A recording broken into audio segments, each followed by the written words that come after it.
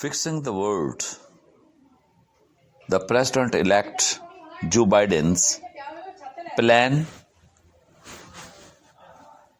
and strategies.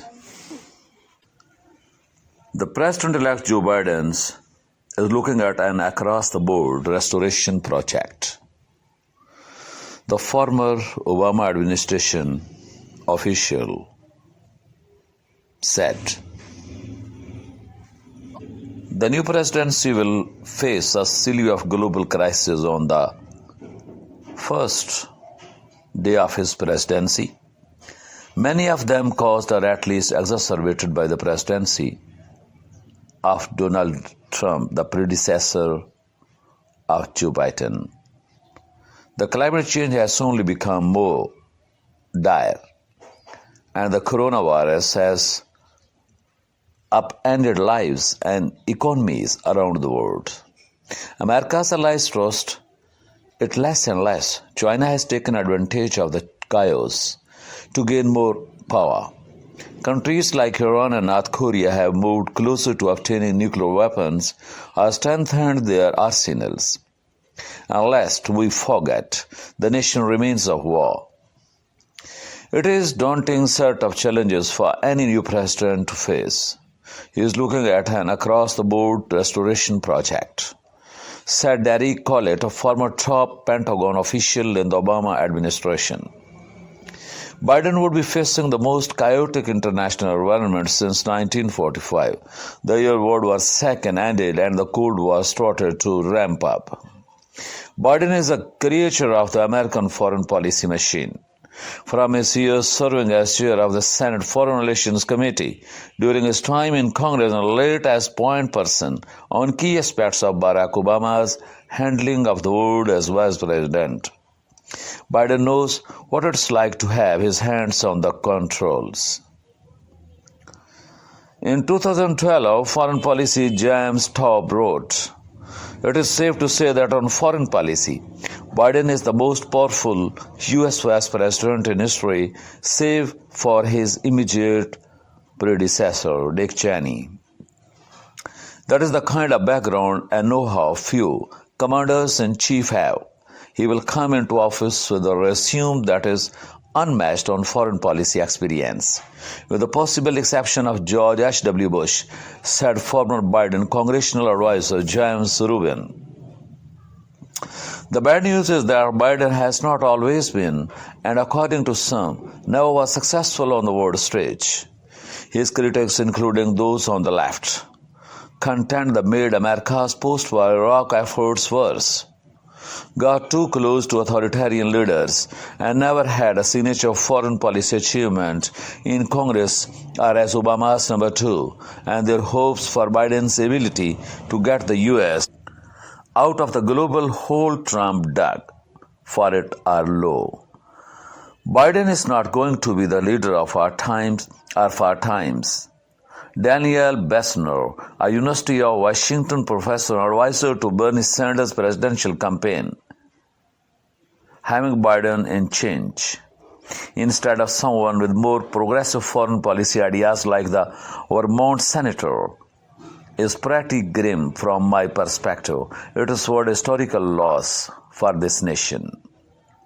But if Biden finds himself back in the Oval Office, and now he is on the Oval Office on January 20, the coming month, he will be the one in charge. It would be too much to expect him to solve the world's ills on day one. No president could, but he will have to start making significant moves right away to stitch a frayed world back together. How Biden will aim to do so is still not fully clear. His campaign declined multiple requests for an on-the-record interview with the candidate or staff to get a better understanding of his foreign policy plans. But Biden and his aides have made many statements on foreign policy during the 2020 campaign so far. And the former vice president has a long record from which to glean insights. Interviews with those who worked with him and other experts help fill in details.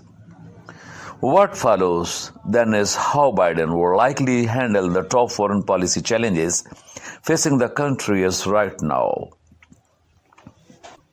Global health, climate change, and coronavirus. Biden's team has made no secret of what the newly elected president would do in his first hours on the job. First, he would recommit the U.S. to the Paris Climate Agreement. America's participation in the accord ends on November 4, 2020, the day after the election. The move to end U.S. participation, initiated on November 4, 2019, fulfilled Trump's campaign promise to withdraw from the pact even as U.S. greenhouse gas emissions were rising, reversing years of decline. Re-entering the agreement would be a significant development. The 2015 Paris Agreement set a target for limiting warming this century to 2 degrees Celsius above pre-industrial levels, with an aspirational target of 1.5 degrees Celsius. Under the accord signed by the Obama administration, the United States set a target of cutting its emissions 13 to 15% below 2005 levels by 2025. Biden would also start combating the coronavirus right away. Job one will be to get COVID under control. Tony Blinken, Biden's foreign policy advisor, who's expected to get a top job in the administration, Axis last month told the correspondent. People close to Biden who spoke to me on condition of anonymity because the campaign did not give them permission to talk. The Biden said coronavirus plan would put an equal emphasis on handling the health crisis and simultaneous economic crisis caused by the pandemic. It is no surprise that Biden would push on these two issues from the start. Climate change is the greatest medium to long-term threat facing the world, and COVID-19 is the top shot to medium-term threat, promising to tackle those issues.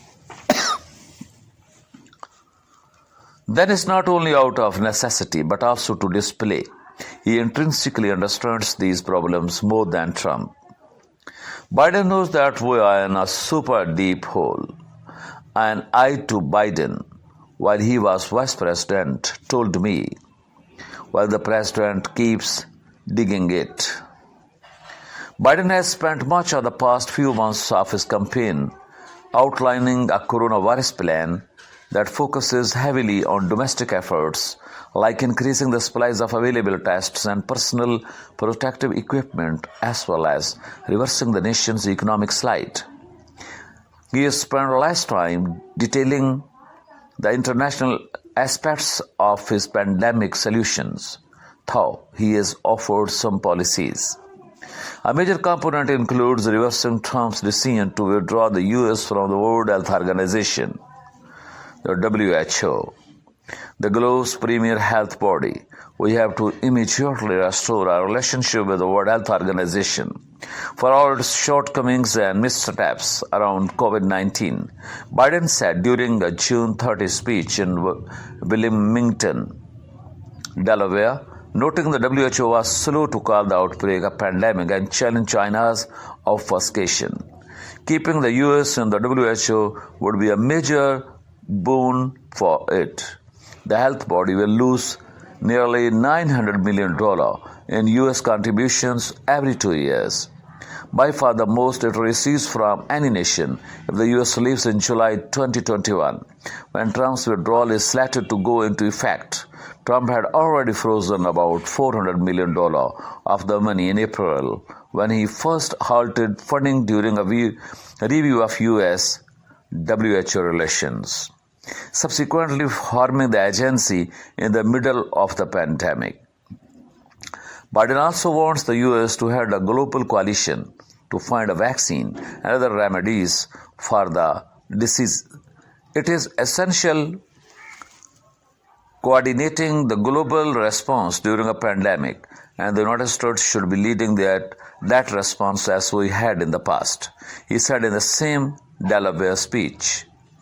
We should be leading a coordinated global approach of the science, not disregarding experts, while pushing dangerous and disproved drugs as if they are treatments. Most experts spoke to applaud this concept, namely because a coordinated global effort might minimize the consequences of vaccine nationalism. As Vox Jan Kirby explains, the race to discover and distribute a coronavirus vaccine pits countries against each other, as each nation's priorities are against the interest of others, inside its own borders, rather than cooperating and fighting against a pandemic that respects neither. The current administration may be exacerbating the problem. Trump often complains that the world is taking advantages of the US. He has eschewed global cooperation and, according to some reports, has tried to negotiate exclusive access to vaccine doses for the United States. Others might be taking Trump's cue. Russia announced it would start using and distributing a still unproven vaccine shortly after the US and its allies accused Moscow-linked hackers of stealing vaccine research. The hope those close to Biden argue is that having the US coordinate a global response instead of allowing every nation to fend for itself, or having countries like China or Russia lead the global response, would benefit everyone. Delete the footprints of the Obama or delete the footprints of the Donald Trump. America wants leadership in the world. America wants to retain and regain the lost leadership. The Donald Trump has withdrawn from the international agreements and international pacts and world engagement. And Donald Trump was making the America a sovereign state in protectionism and not a sovereign state which is interfering in the world affairs. The American engagement in the world affairs, Donald Trump was detracting from that engagement, and the policies of Donald Trump was withdrawing America from international affairs. So Donald Trump was making the nation a powerful as a national power, not international power of America. Now the American Democrats considered about that America is losing its international status. America is losing its international image. The world power status of America, the position which was not only constructing but also threatening for the world. But now at this very time, the new president-elect has won the election. Now the American engagement in the world crisis and in the world business will be vitalized under the leadership of new America. It is possible Biden has other ideas he is not fully articulating at the moment. Experts, though, would like to hear more on his global health plans and are offering their own thoughts in the meantime. Collett, who is now at the German Marshall Fund think tank, said he expects more money will be allocated for global health in Biden's federal budget. If that is the case, it is likely some of those funds will be taken out of defense spending and moved into combating the coronavirus at home and abroad. More on that in the last section. Columbia University virologist Angela Rasmussen would like to see that the first thing Biden needs to do for global health is to invest in pandemic preparedness across the board. She told that means, among other things, more cash for live fieldwork and research in coordination with other countries, including China. Such a commitment must be sustained. She continued as the boom and bust cycles of funding on emerging viruses have greatly hindered our ability to effectively respond to them, and one reason why we are scrambling to counter this pandemic. While Biden may adopt these and other ideas down the line, those close to him tell me he is thinking about the broader message that having the US at the forefront of handling the pandemic really sends in the former Vice President's mind, quickly changing course from Trump's America's First approach would signal the US has returned as a world leader, capable of solving global problems and its own issues at home. But China has announced there are also other parts in the world. Now the world is not remaining the unipolar. That is going to be changed in a multipolar system, or maybe a bipolar in the future. Biden's foreign policy in the first instance is about fixing ASEA. The farmer I told me, you cannot be a city upon a hill if your city is tarnished. It is a concept Biden has championed often. In over 45 years of working in global affairs, I have observed a simple truth. America's ability to lead the world depends not just on the example of our power, but on the power of our example. He wrote this in a 2017 New York Times. Taking on such tasks is monumental, experts say, and would require the US to coordinate more closely with allies. The US, after all, could not possibly do all of what he wants to address alone. Biden sees it the same way. The alliances built from the free world out. Since the end of the World War II, Democrats and Republicans have pursued largely similar approaches for U.S. foreign policy. Presidents from both parties have used U.S. power to underwrite and maintain what's called the liberal international order, which basically means a set of economic and political rules and values that major democratic powers believe help the world function. The US never did this out of the goodness of its heart. Promoting free trade and liberal democracy was meant to provide America with markets to sell goods to and countries with which to build alliances against adversaries. It was never a perfect system, and the US made many errors along the way. But overall, that grand strategy helped the US maintain its position as the world's preeminent power. That in a nutshell, we can say, for the past 7 decades, the choices we have made, particularly the United States and our allies in Europe, have steered our world down a clear path. Biden said in a speech at the World Economic Forum in January 2017, just 3 days before leaving office as Vice President. In recent years, it has become evident that the consensus upholding this system is facing increasing pressures from within and from without. It is imperative that we act urgently to defend the liberal international order. The best way to do that is to maintain and bolster America's system of alliances that form the heart of that order. It was hit that theme in a July 2019 foreign policy address at the City University of New York. Biden said, America's security, prosperity, and way of life require the strongest possible network of partners and allies working alongside us.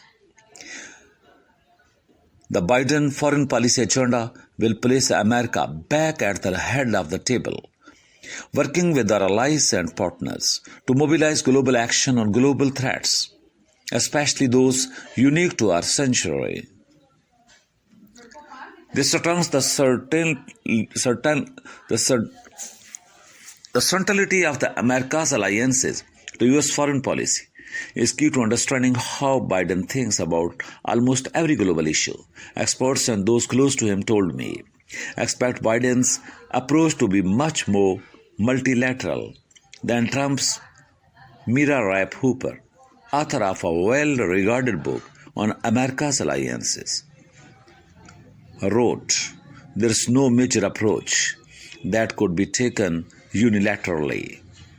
A farmer explained Biden's view on this to me in terms of concentric circles. Those circles, which variously could be labeled coronavirus or China or climate change, take your pick, all have one common core: allies. For Biden, then no problem can be solved unless America's friends in Europe, East Asia, and beyond are fully engaged. He would build from the free word out, Guide said. It is why Biden takes almost any chance he gets to reiterate the message while blasting Trump for pushing allies away out of a belief they mainly free a ride of America's favor. Working cooperatively with other nations that share our values and goals does not make the United States a chump.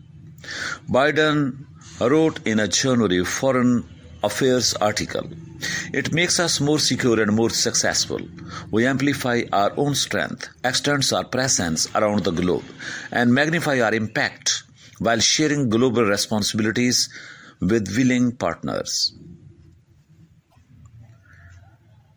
Re-establishing America's relations with allies may be easier, may not be easier.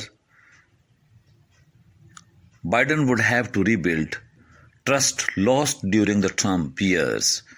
In 2018, for example, German Chancellor Angela Merkel said her country could no longer learn on the United States to help maintain order in the world. We cannot rely on the superpower of the United States.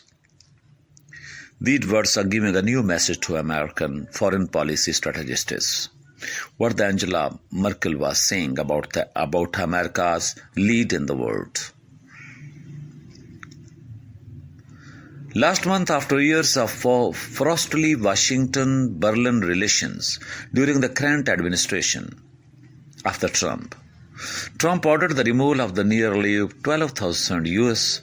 troops from Germany because he claimed the key European ally was not pulling its weight on defense. The problem was of financial weight.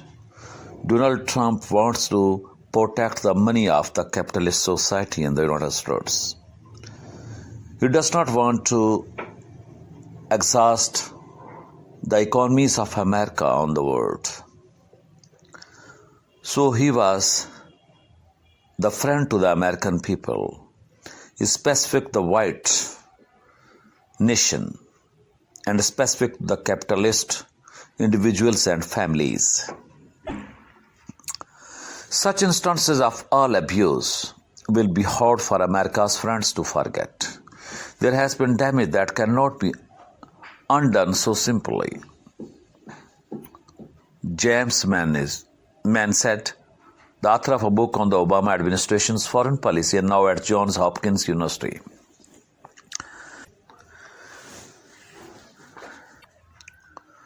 Ray Hooper told me the way America is set up. The correspondent has written that its post-World War II alliance structure, mainly to deter a conventional war with powers like Russia and China, is not as effective as it once was. The reason is straightforward. That system was actually very successful, so Moscow, Beijing, and others adopted their strategies. Russia started showing it could chew off parts of Europe bite by bite, and China gained more control of waters near its territory also claimed. Experts say Biden may initially feel like he can just proclaim that Uncle Joe is back and America is back, but he would be better served going on listening to a first. It would be wise not to assert any specific agenda at the outset, but instead coordinate conference with allies in Europe and Asia. So informally advises the Biden campaign.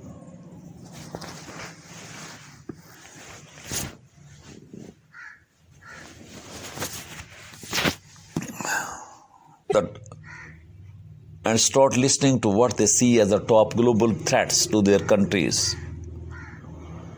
In July 2019 speech, Biden committed to hosting a summit of the world's democracies in his first year to put strengthening democracy back on the global stage, reclaiming that alliance system. Then will be a major lift for Biden. Reshaping alliances for the future will be even too very much harder. Lauren Williams, editor-in-chief, Biden told, "We are not interested in the horse race. We are interested in explaining the ideas that will impact people's lives. Support that work with a contribution today." Sprinkle in government-backed disinformation campaigns, and it becomes clear America's adversaries are running a long-term alliance erosion play. The problem, Rap Hooper told the correspondent, America's alliances have not moved to meet the new challenges. Critics say Biden is too steeped in Cold War thinking. After all, he spent decades of his career during that time and is too captured by the traditional alliance model to catalyze a needed reformation. His supporters, meanwhile, note the line in the Journal Foreign Affairs article in which Biden wrote, "I will do more than just restore our historic partnerships. I will lead the effort, reimagine them for the world we face today." Biden may also need to reimagine who exactly counts as a U.S. ally to traditional American friends, in particular, have come under increased scrutiny. Biden will lead toward the world to a new third world war policy because in the memoirs of the president-elect, there are glimpses of World War II and there are glimpses of other wars. And so the complete tenure of Obama has been reinstating and re-energizing the new modes and fashions of war. So the China-India war and America-China crisis will be emerged in the future because the role of the leadership, which is now withdrawn by the Donald Trump, that is now again the Biden will try to take that into strong clutches of America or American strategic power. So what the direction will be? It may be analyzed that in the future the world must have to prepare for a third world war. Biden may also need to reimagine who exactly counts as a U.S. ally.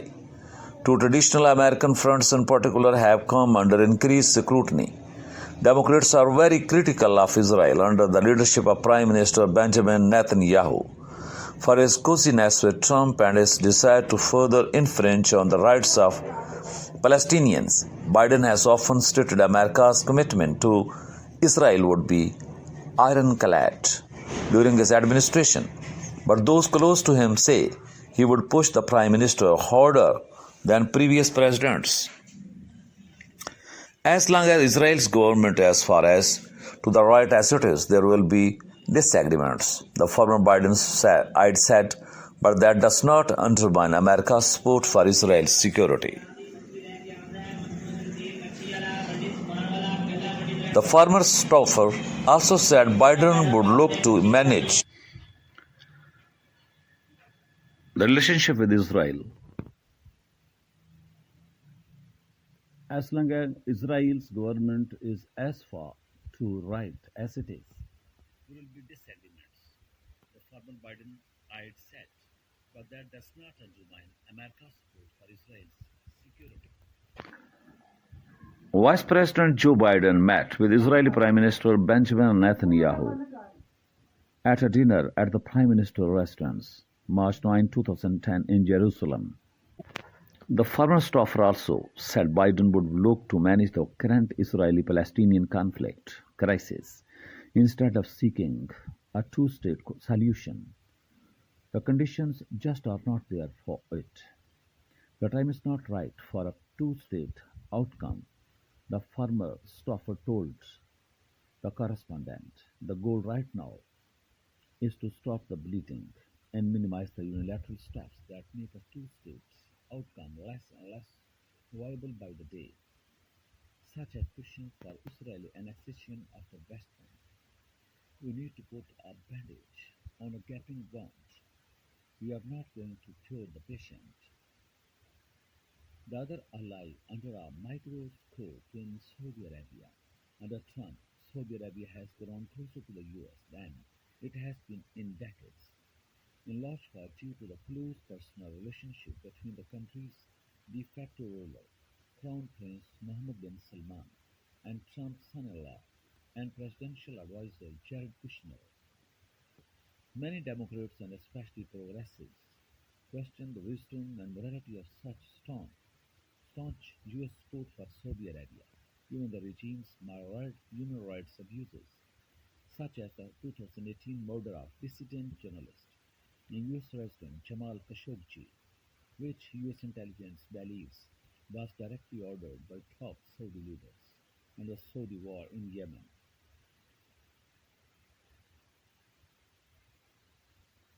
Rep.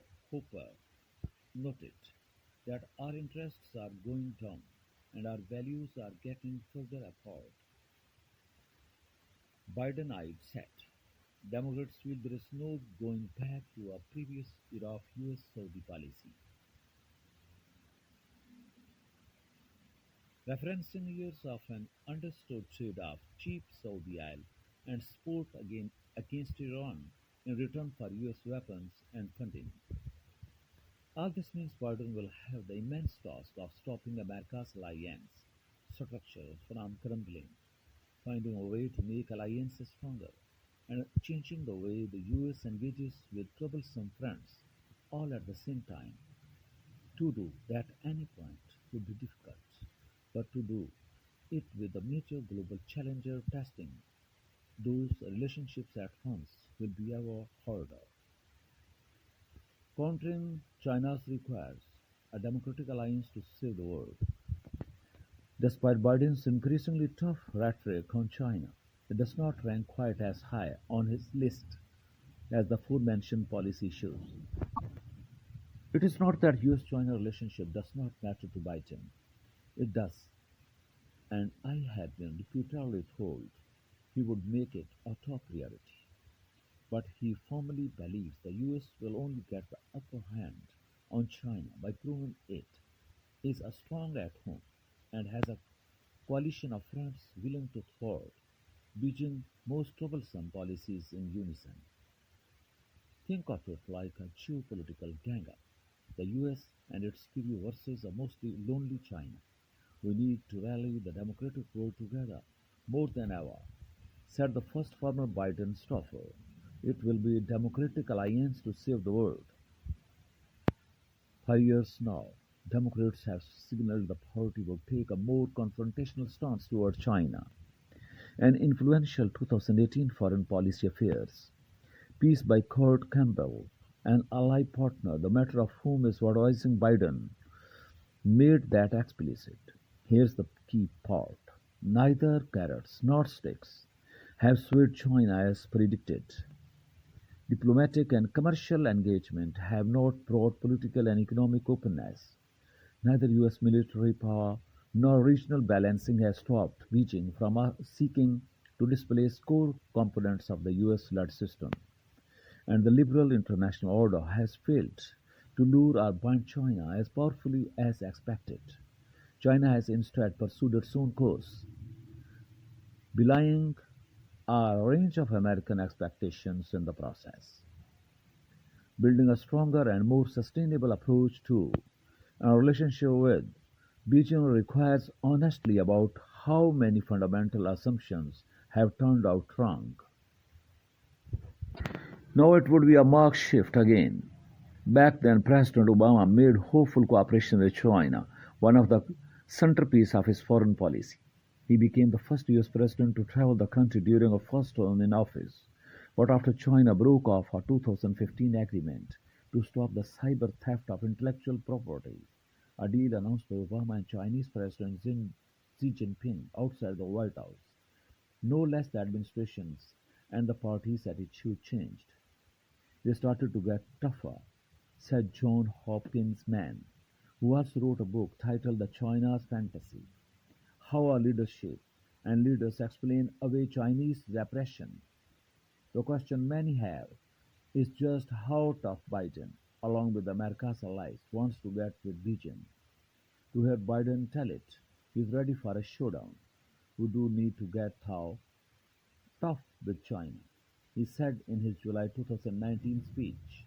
If China has its way, it will keep robbing the US of our technology and intellectual property, or forcing American companies to get its way in order to do business in China. The Vice President Joe Biden and Chinese President Xi Jinping met, and they also took a breakfast in and took a toast during a luncheon on September 25, 2015, at the Department of State in Washington, D.C. There are such images we can see on the online material. How to confront Beijing? You guessed it. With the lies, the most effective way to meet that challenge is to build a united front of friends and partners to challenge China's abusive power and abusive behavior, even as we seek to deepen cooperation on issues where our interests converge, like climate change and preventing nuclear proliferation. That all sounds well and good, but one of the main critiques of Biden's handing of foreign policy is that he did next to nothing to blunt China's military and economic rise over two terms as vice president. On the military front, despite declaring a strategic pivot to Asia to counter Beijing, Obama's team put fewer resources behind making it actually happen. In 2015, Xi promised at the White House that China would not militarize artificial islands in the South China Sea, an area the country claims mostly for itself, but that is disputed by a number of other countries.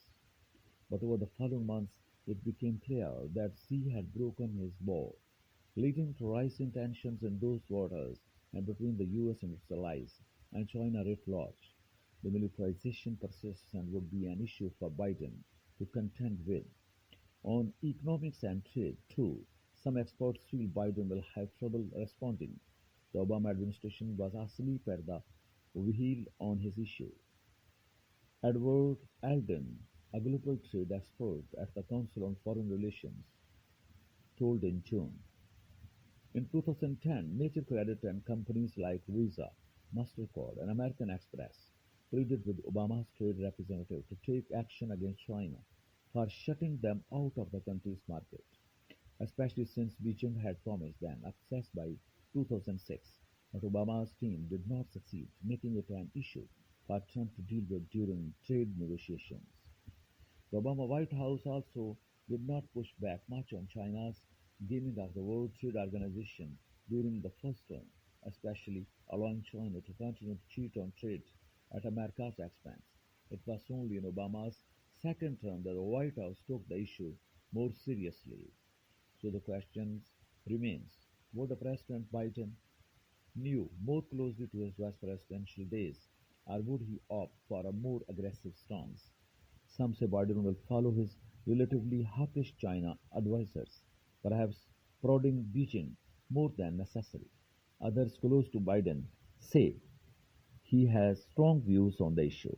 He would like to compel China to change its ways on trade, cyber theft, technology, and human rights, but he also recognizes that Washington and Beijing need to cooperate on major issues like the coronavirus and climate change. The relationship cannot be a complete race to the bottom like a new Cold War, the former Biden foreign policy aide said.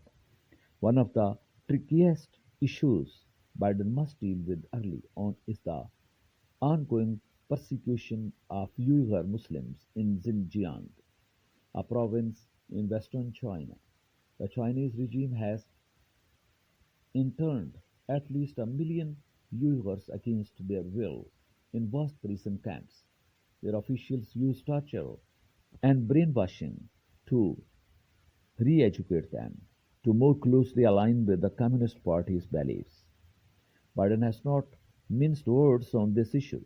Our own President Xi, this is a guy who doesn't have a democratic with a small d bone in his body. Biden, and during a February Democratic debate, said, "This is a guy who is a thug, who in fact has a million Uyghurs in reconstruction camps, meaning concentration camps." His campaign has also said a Biden administration would crack down on China for its encroachment on the democratic rights of Hong Kong. Blinken, the top Biden foreign policy aide, told Reuters in May that Biden would fully enforce a law which requires the State Department to certify the democratic nature of the city, including sanctions on officials, financial institutions, companies, and individuals. In a July statement to Reuters, Biden said China's recently imposed national security law would equate to dealing a death blow to the freedoms and autonomy that set Hong Kong apart from the rest of China. Should Beijing cite those?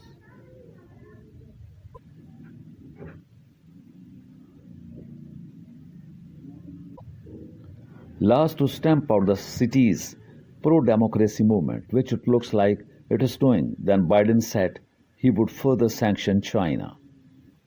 The Biden campaign is also keeping an eye on potential Chinese moves to destabilize or even attack Taiwan, the breakaway democratic island Beijing considers part of the country. The U.S. supports Taiwan's democracy with weaponry and funding as a way to deter China from trying to bring the island back into the government's fold. If China is getting signals of impunity, then one's concern is it may think it can do the same with regard to Taiwan.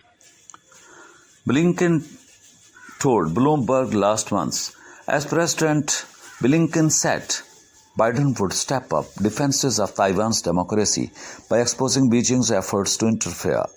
It is unclear, though, if that means sending more fighters jet to Taiwan, as some Democrats have advocated for. Neither of these stances gives Biden much wiggle room. He is quite committed now to confronting China on these issues, preferably with US allies working alongside him to urge Beijing to change these practices. Most say the chances for success are minimal, but even some Republicans say Biden might have the chops to pull it off.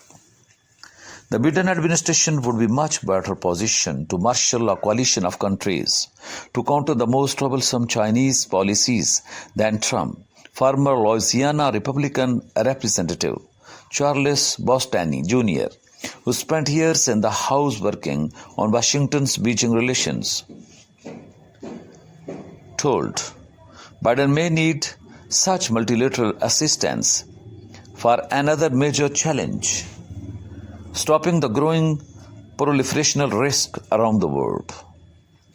And the nuclear proliferation, the Russia, North Korean, and Iranians' efforts, a major problem that also America is going to face in the future. Just over a week before leaving office as Vice President, Biden gave a major speech on the Obama administration's nuclear security legacy. Among the successes he touted, he said the U.S. had struck nuclear deals with Iran, Russia, China, and others. He pressed the next administration, the Trump administration, to follow a similar course. Arms control is integral to our national defense, and when it comes to nuclear weapons, to our self-preservation, Biden told the crowd of the Carnegie Endowment for International Peace in Washington. Yet the threat of nuclear proliferation, that is, countries with a bomb strengthening their arsenals and those without one moving closer to it, is higher now than when Biden left office. Trump has either broken or eschewed nuclear agreements with other countries, leading some to worry the guardians and guardrails around nuclear proliferation all but come down. A quick look around the world makes that clear. The US and Russia are months away from not having any nuclear agreements between them, just as Moscow builds a nuclear-powered cruise missile. North Korea is closer to hitting the US with a miniaturized nuclear weapons atop a long-range missile, and Iran is inching toward getting its first bomb, should it actually seek one.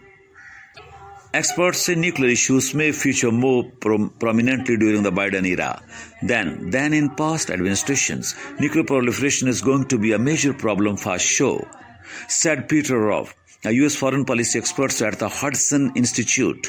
Here is a quick look at each of those 4 top proliferation risks and how Biden might handle them. American policy on Russia. The US and Russia are just months away from losing the last major arms control and agreement between them, the New START, short for the Strategic Arms Reduction Treaty. That agreement limits the size of the two countries' nuclear arsenals, which together account for 93% of all nuclear warheads on Earth. The deal expires on February 5, 2020, and those sitting around the table feared its demise. The main's New START may soon join other defunct arms control agreements, including one prohibiting ground-based intermediate-range ballistic missiles, scrapped in 2019, and another allowing overflights of nuclear facilities, likely to end this year. And if that is the case, there will be no formal treaties limiting the size and strength of each other's nuclear arsenals, which understandably has some experts quite worried. We are creating the greater threat of conflict that could literally destroy each country and perhaps even our planet. Leon Panetta, who served as CIA director and defense secretary under President Obama, told the month later, the concern is justified as both the US and Russia have moved further away from limiting their nuclear abilities. The Trump administration's nuclear posture review, released in February 2018, lowered the threshold for dropping bomb on an enemy. Basically, the US said it would launch low-yield nuclear weapons, smaller, less deadly bombs, in response to non-nuclear strikes, such as a major cyber attack.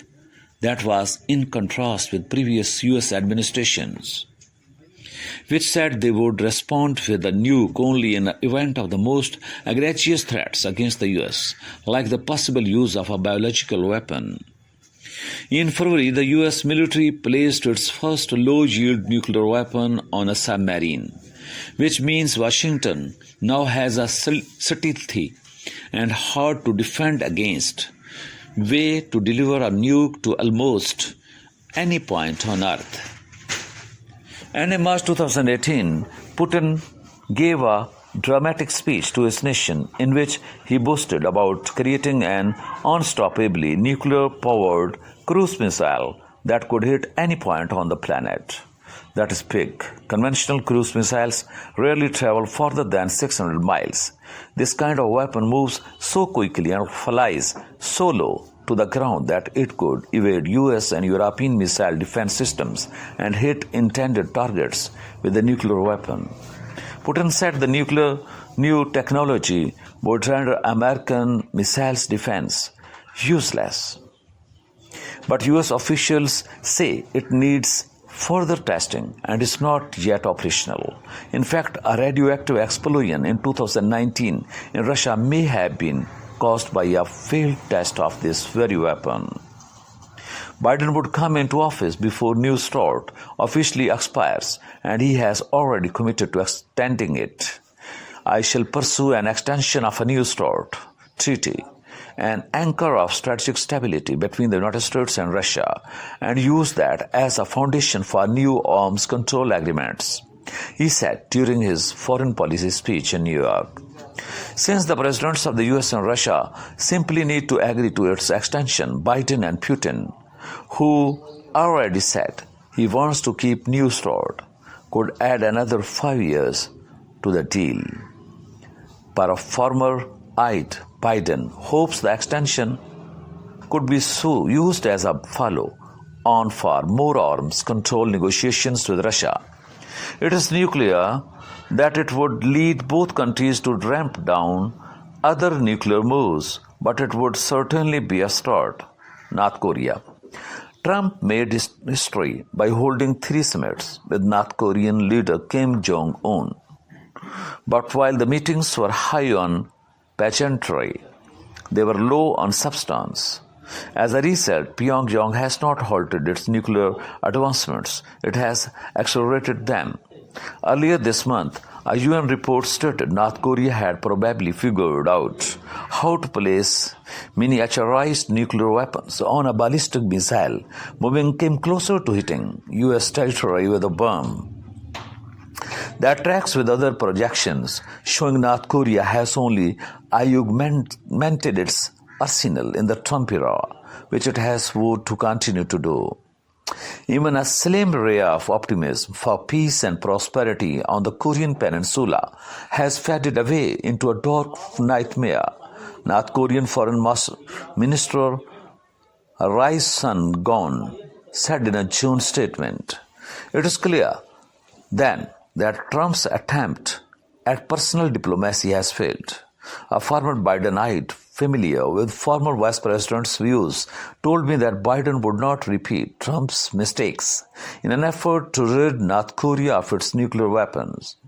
Namely, Biden would go back to the traditional model of handling the North Korea portfolio, refusing to hold a non-conditional meeting with Kim, while giving space for working-level staff to hammer out critical details of any potential nuclear deal.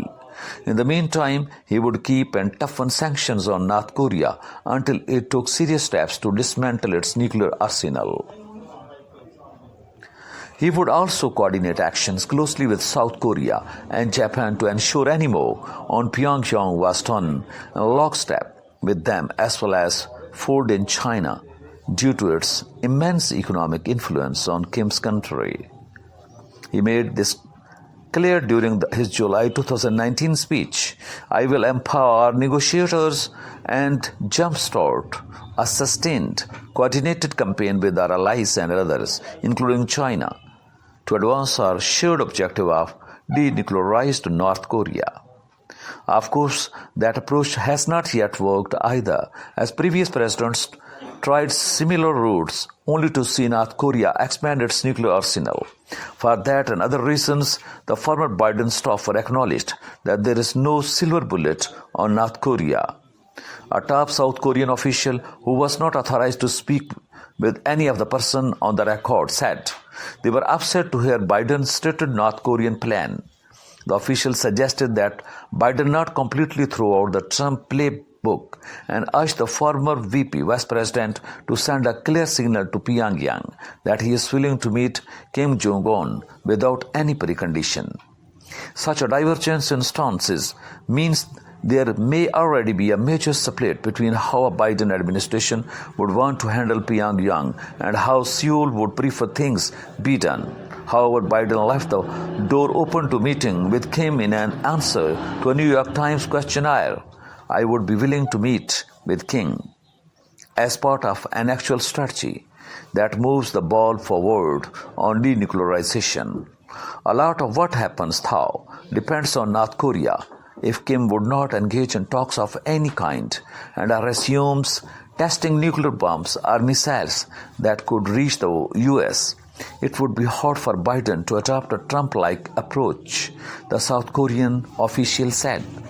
What's clear then is that Biden may have the hardest job of any president yet engaging with North Korea. North Korea will be the same problem as it was, if not worse, said Hudson's Ruff. Iran. The American policy about Iran, the expected policy, and the policy of the predecessors of President-elect.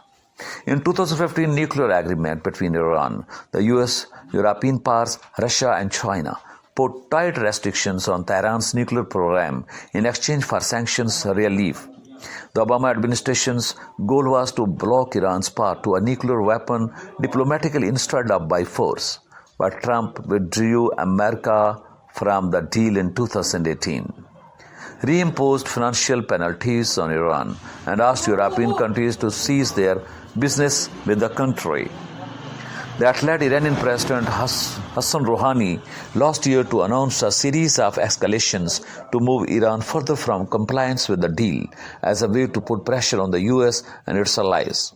Rouhani said his nation would start stockpiling low-enriched uranium, which can be used for nuclear reactors but not for atomic bombs.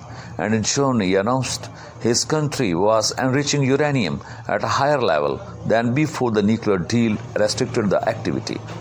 The Iranian regime has made no secret as to why it is taking such provocative steps. The response to the US withdrawal from its obligations, we decided to reduce our commitments step by step, Rouhani said in his address at a meeting with the Islamic Republic Central Bank in January. Iran denies it has ever aimed to get a nuclear weapon, and these and often moves brought it closer but not close to that point. Still, it is fair to say Trump's withdrawal from the 2015 pact made a nuclear Iran more likely in the years ahead. That leaves a tough test for Biden, who must decide how to handle an increasingly aggressive Iran. A former Biden foreign policy staffer told, "Dealing with Iran will be an early priority for a Biden administration." Here's how the aide described Biden's Iran plan. First, the US would be open to mutual re-entry into the Iran nuclear deal as long as Iran moved back into compliance with it. That would mean reducing the enrichment level and stockpile of uranium, among other actions. After that, the US would work with European allies in the deal to push further talks on regional questions. This might satisfy one of the main critiques of the agreement, which is that the Obama administration did not press Tehran hard enough to end its support for proxies in the Middle East or missile program. There is a lot of appetite to have those broader conversations. Should he need to compel Iran to change its behavior on those broader issues? Biden outlined a suite of responses in the New York Times. This would include targeted sanctions against Iran, support for terrorism and Iran ballistic missile program, ironclad support for Israel, robust intelligence and security cooperation with regional partners, support for strengthening the capacity of countries like Iraq to resist Iranian influence, and a renewed commitment to diplomacy aimed at ending wars in Yemen and Syria that provide Iran with opportunities to expand. There is a complication. Iran has a presidential election next year. Rouhani was president when the nuclear deal was signed, and he certainly views not overseeing its complete death as a legacy issue. Another president might not, which is why experts say Biden would have to move quickly to restore the deal before the Iranian election season really kicks off. Ali Garenmayth, an Iran expert at the European Council on Foreign Relations, makes the argument. She told the Biden would have to make advances with Iran early in his presidency. The regime would need to agree to stop further expanding its nuclear efforts by early February, she said, paving a pathway for it to come back into compliance by March or April. The US would then have to provide financial relief to Iran for doing so. Having the Iran deal back in place would set the stage for the Biden administration to have those further talks on regional issues with the next Iranian leader's team. Garenmayth claimed, but not direct president-to-president negotiations. There is still a big political stink to having those. Biden, however, may not even get the chance to have such talks. The Trump administration may further impose sanctions on Iran later in the year, which may cause Tehran to sprint even faster toward a bomb or launch further attacks on Americans. At that point, the deal would all but collapse, and the former vice president would not have the political space for diplomacy. We may be in a situation where Iran is expanding activities and it could land us anywhere, including war, Garen Mai denoted. That is troubling. In a New York Times questionnaire, Biden said he would consider military action to preempt Iran from getting a nuclear weapon. Force must be used judicially to protect the vital interest of the United States only when the objective is clear and achievable with the informed consent of the American people and where required, the approval of Congress. He said the nuclear ambitions of Iran pose such a vital interest. Biden, however, seems committed to a diplomacy first course. The only way out of this crisis is through diplomacy, clear-eyed, hard-nosed diplomacy, grounded in strategy. That is not about one-off decisions or one-upmanship, he said during a January foreign policy speech. Biden's preferences for diplomacy over war also extended to America's continuing conflicts around the world. May or may not be. It is mentioning that U.S. has been at war since 2001. Thousands of American and non-American lives have been lost. Trillions of dollars have been spent. And for all that has happened, it looks like the U.S. made much of the world worse.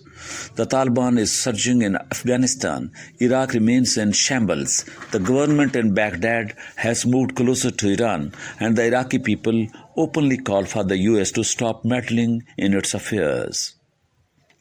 It is no wonder then that a bipartisan movement in the U.S. pushes for an end to the forever wars. If Biden is president, and now he is the president, will face pressure to deliver that, now is the time to roll back America's military misadventures. Bassner, the former Sanders advisors at the University of Washington, told. Biden has clearly heard these concerns. It is past time to end the forever wars, which have cost us untold blood and tear, he said in July 2019. We should bring the vast majority of our troops home from the wars in Afghanistan and the Middle East and narrowly focus on mission on Al-Qaeda and ISIS. And we should end our support for the Saudi-led war in Yemen, he continued. Staying entrenched in unwinnable conflicts drains our capacity to lead on other issues that require our attention, and it prevents us from rebuilding the other instruments of American power. How he will do that, though, is unclear. Biden told the New York Times he would bring American combat troops in Afghanistan home during my first term, and residual U.S. military presence in Afghanistan would be focused only on counter-terrorism operations, but he will only have the political space to do that if he is able to strengthen the Afghan government and weaken the Taliban so they reach some kind of permanent ceasefire and deal. These comments are telling specific their message for the Pakistan only to cooperate with America and to go against Taliban in Afghanistan and in Pakistan. So the stress on Pakistan will be increased in the future in the regime of the Joe Biden. Hussain Haqqani, formerly Pakistan's ambassador to the US, who interacted with Biden in an official capacity, thinks he knows how the former vice president might try to do that. Biden once called Pakistan potentially the most dangerous country in the world. These were the words the Joe Biden has spoken, specifically when he was being interviewed with an ambassador Hussein Haqqani during the regime of the People's Party in Pakistan, namely because it has nuclear weapons and supports the Taliban in Afghanistan. It is totally, stressing the American president or American regime on Pakistan. Specifically, Pakistan has fully cooperated with America. And Pakistan fully cooperated in the war on terror in Afghanistan with America. Pakistan has always maintained friendly relations and friendly desires with America. Pakistan is a good friend to America, but the American foreign policy orchestrators always try their best only to maintain a contradicted situation against Pakistan. So Pakistan is a peaceful nation, and Pakistan is also maintaining good relationship with all the nations on the globe. And Pakistani desires only to resolve the Kashmir issue with composite dialogues with India, and also to resolve this conflict peacefully, only with diplomacy, not with any other strategy or the war strategy. Pakistan wants peace in the area. These are the words which are spoken many times by the Foreign Office of the Pakistan. That's why Haqqani, now at the Hudson Institute, says Biden will likely place sanctions or other harsh measures on Islamabad to compel it to sever ties with Taliban fighters. He will push on Pakistan far more than his predecessors, the former ambassador said. Whether or not that works, those close to Biden told me that as much as he would want to bring U.S. service members home from Afghanistan, he would not do it until he was sure a few thousand troops would suffice to handle the counter-terrorism mission there. It is really going to depend on where Afghanistan is. GMF Cholet said it would see the terrorism and the war on terror policy in South Asia. That is not only because of some forces, but that is only because of the ARA of the India and some other intelligence agencies which are doing the same job across the land of the Pakistan. Pakistan is struggling for peace, and Pakistan is a nation which is a peaceful nation in the world, and that has always cooperated with the world powers only to generate peace and South Asian and regional and international peace.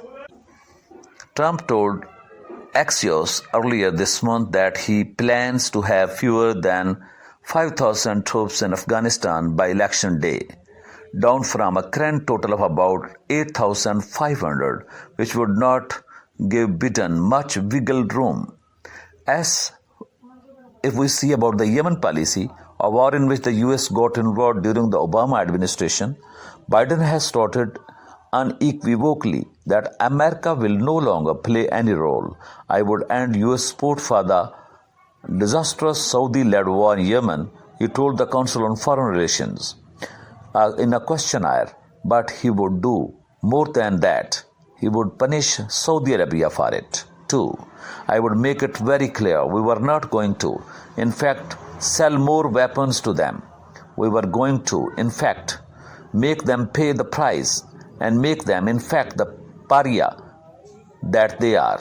Biden said in November 2019 during the 5th Democratic debate, I would end subsidies that we have and end the sale of material to the Saudis, where they are going in and murdering children and they are murdering innocent people, and so they have to be held accountable. These are the words that Biden said in November 2019 in the 5th Democratic debate.